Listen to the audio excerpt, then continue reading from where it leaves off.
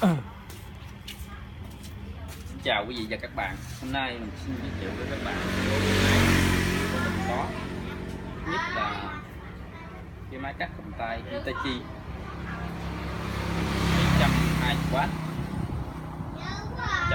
110V nha các bạn.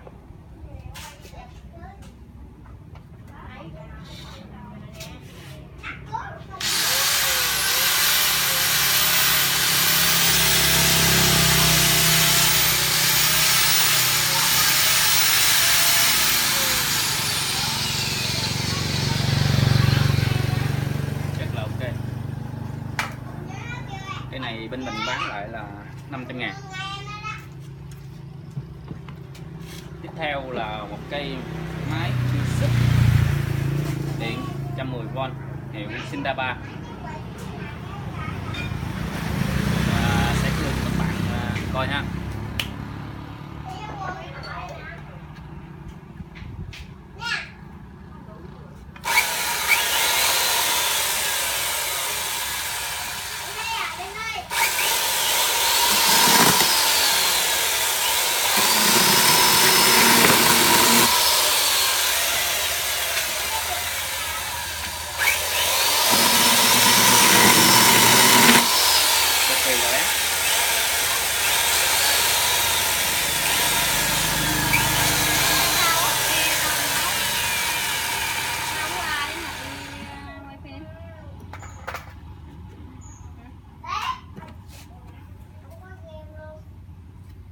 Nhất lam đầy đủ nha các bạn. Và cây tiếp theo cũng là Sindaba A150, còn cây này là A180.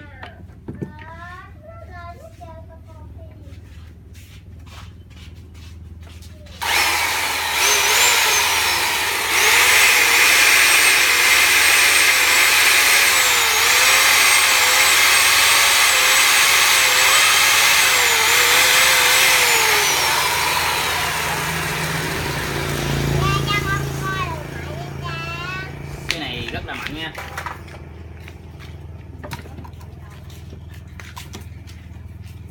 Và máy cưa xích điện thứ ba cũng 100V 40W, không biết kiểu gì luôn. Mình test cho các bạn coi nha.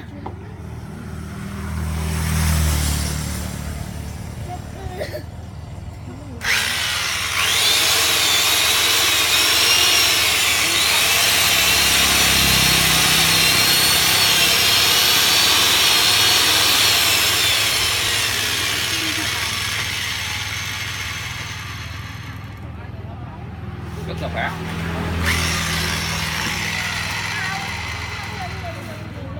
Mấy cây này là mình làm nhất lam ra là ok cho các bạn.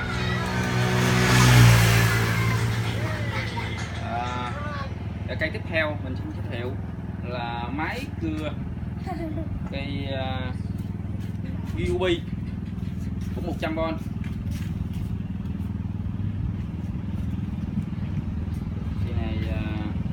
Cái này 70W. Sẽ test cho các bạn coi.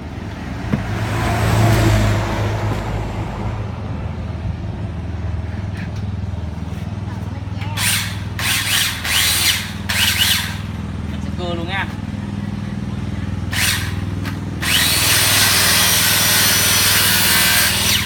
Rất là bén.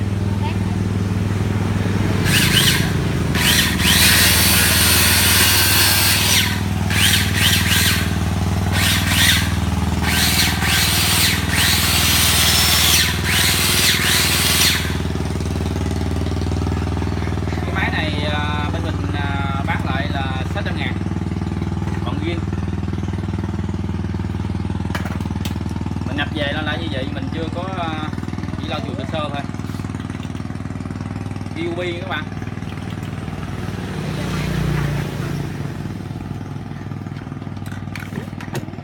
Còn cây này là cây cắt cầm tay Hitachi. Cây này 720W. Cây này mình bán 500.000.